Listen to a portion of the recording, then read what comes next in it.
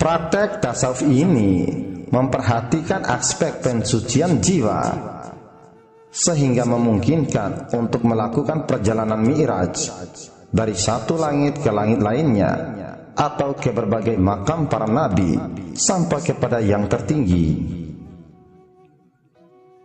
Pada praktek tasawuf inilah mulut harus terkunci, akal dan logika.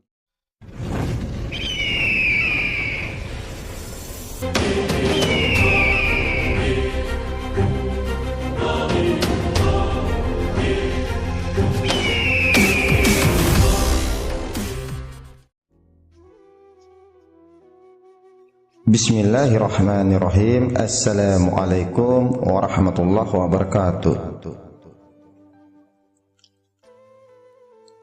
Sekarang aku ingin berbagi sedikit pengetahuan. Ketahuilah olehmu, tasawuf itu terbagi ke dalam 3 bagian yang akan kita bahas bersama-sama berikut ini. Nabi Muhammad SAW bersabda, "Aku diutus untuk menyempurnakan akhlak." Namun Nabi Muhammad SAW juga membawa sekalian dengan misi irfan atau sufismennya atau penyempurnaan akhlak. Sementara tauhid atau akidah dan syariat atau fikih untuk membentuk dasar-dasarnya saja dengan cara berharap hanya untuk percaya kepada adanya Allah Subhanahu wa Ta'ala,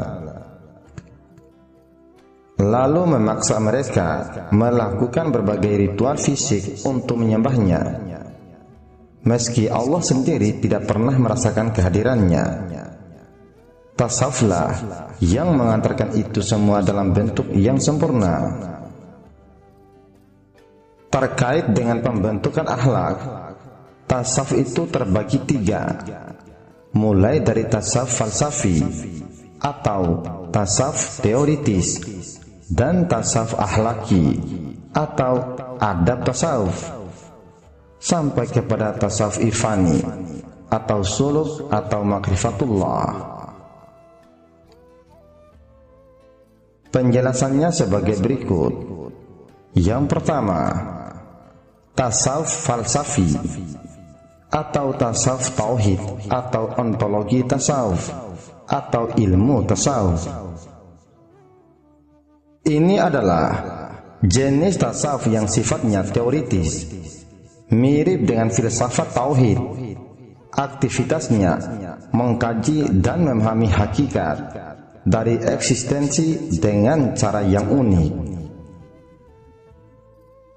Jika filsafat berusaha memahami Tuhan secara rasional, tasawuf falsafi mencoba menemukan bahasa akal untuk menjelaskan berbagai pengalaman mistis,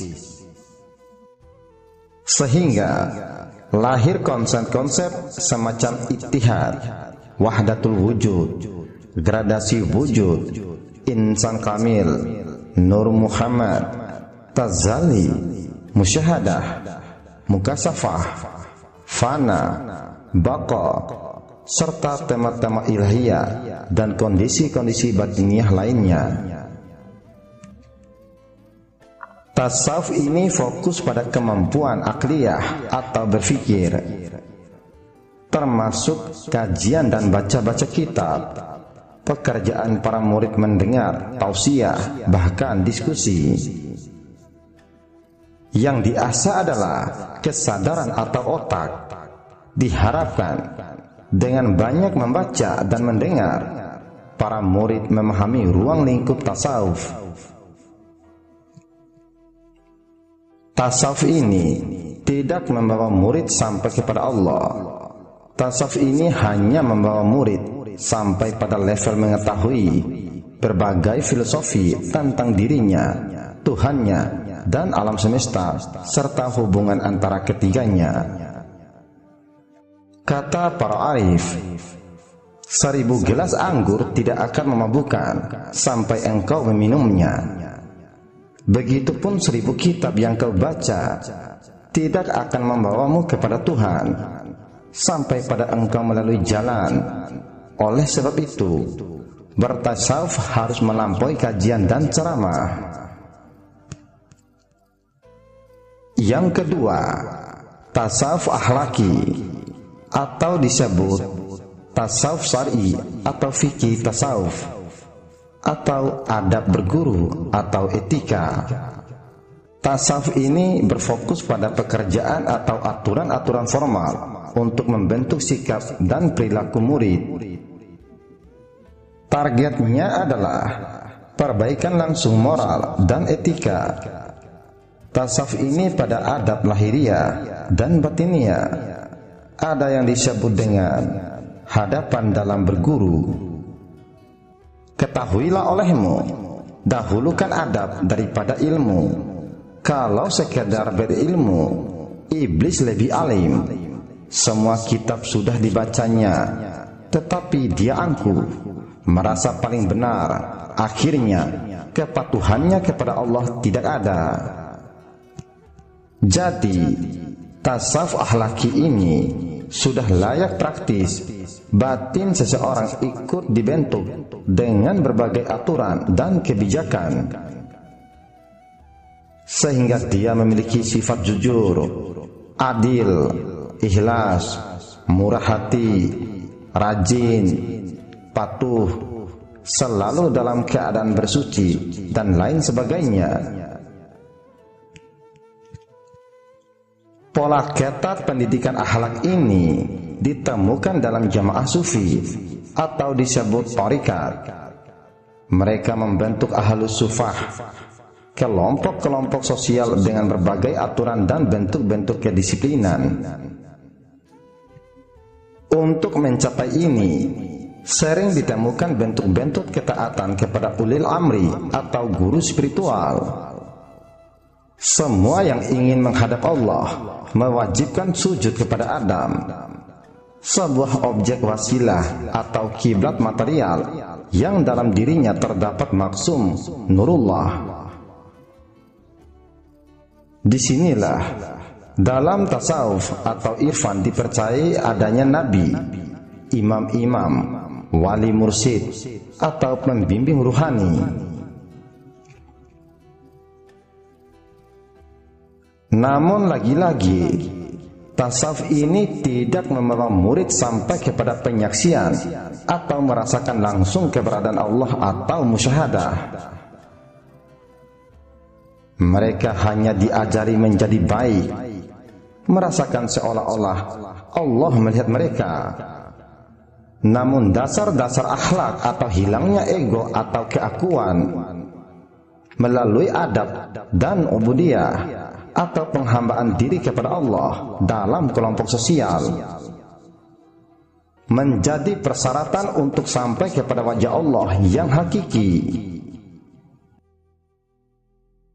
Yang ketiga, tasawuf irfani atau tarekatullah atau ma'rifatullah.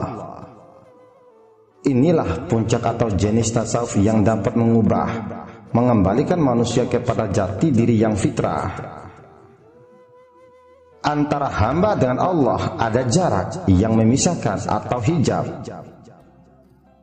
Tasawuf ini merintis jalan untuk kembali kepada Allah, ke asal yang suci. Ini yang disebut mati sebelum mati. Sejak hidup di dunia harus ada usaha untuk bisa sampai dan terhubung dan kembali menyaksikannya. Sebab jika di dunia kita buta, di akhirat juga begitu. Al-Quran Surat Al-Isra ayat 72. Itulah pendakian ruhani atau disebut perjalanan wasuluk atau bepergian. Di sini ada yang namanya titik keberangkatan, tempat tujuan, stasiun atau makam, serta kondisi-kondisi yang akan dialami atau fenomena-fenomena spiritual selama perjalanan pulang. Dalam tasawuf, roh manusia dipandang sebagai organisme hidup dari tahap lahir hingga dewasa. Dia harus terus diberi gizi agar mengenal Allah.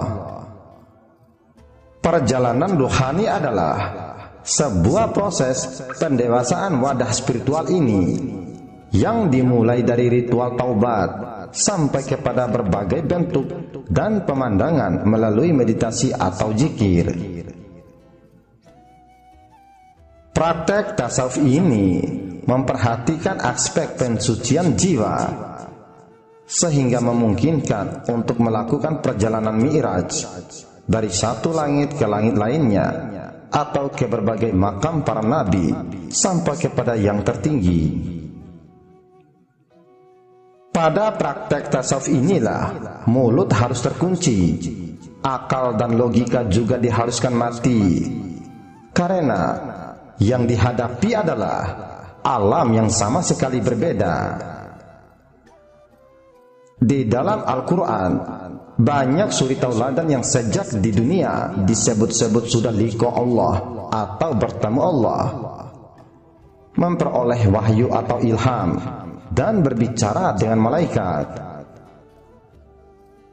Termasuk pengalaman wisata ruhani Nabi Muhammad SAW ke Sidratul Muntaha, makam musyahadah, fana, dan baqa dalam pengetahuan laduni. Tasawuf ini bersifat amali dan mesti dibimbing oleh seorang Khidir atau Jibril yang sudah bolak-balik ke alam ketuhanan. Mursyid harus seorang master yang sempurna, dapat membaca masalah, isi hati dan kebutuhan muridnya atau kasaf. Jika tidak, muridnya bisa tersesat kalau tidak dibimbing oleh orang-orang seperti ini. Bisa-bisa di alam sana setanlah yang akan menyambut ruhani kita. Kalian harus berdoa untuk menemukan urafa, guru-guru Ifani atau para wali pewaris Nabi. Mereka sangat langka dan tersembunyi di tempat yang terang.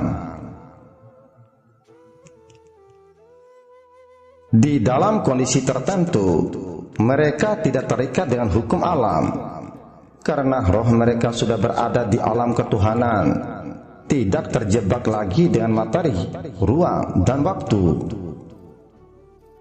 Oleh karena itulah, jiwa para murid dapat mereka bimbing dari alam materi atau jabarut menuju alam malaikat atau malakut sampai ke alam ketuhanan atau rabbani. Tetapi harus juga diingat, letak keberhasilan seorang murid bukan hanya terletak pada guru yang mumpuni. Suksesnya perjalanan ini juga tergantung pada kesungguhan si murid itu sendiri dalam melakukan olah ruhani atau riyadah. Kalau ada yang malas-malas, tidak akan sampai kemana-mana. Akhlaknya juga akan begitu-begitu saja. Sebab inti dari tarikatullah adalah sungguh-sungguh atau mujahadah. Jika ditekuni, jiwa si murid akan sampai kepada sang Khalik sehingga terbentuk akhlak yang paripurna atau kamil. Itulah gambaran kepribadian Nabi Muhammad SAW. Sosok yang sempurna, manifestasi atau tajalli dari keagungan Allah, rahmatan lil alamin, terbentuk pada saat seseorang telah mengalami penyatuan dengannya. Nabi Muhammad SAW diutus Allah untuk membawa kita kepada tarekat atau jalan perbaikan akhlak yang pernah ditempuh. Beliau sangat menginginkan kita untuk mereproduksi pengalaman mistisnya. Al-Quran sendiri sebenarnya adalah kompilasi pengalaman dan mistis Nabi Muhammad SAW, sehingga banyak isinya yang mustasabihat, sulit dijangkau, bahkan harus ditafsir-tafsir. Semoga dalam penyampaian ini bisa memberikan manfaat bagi kalian semuanya.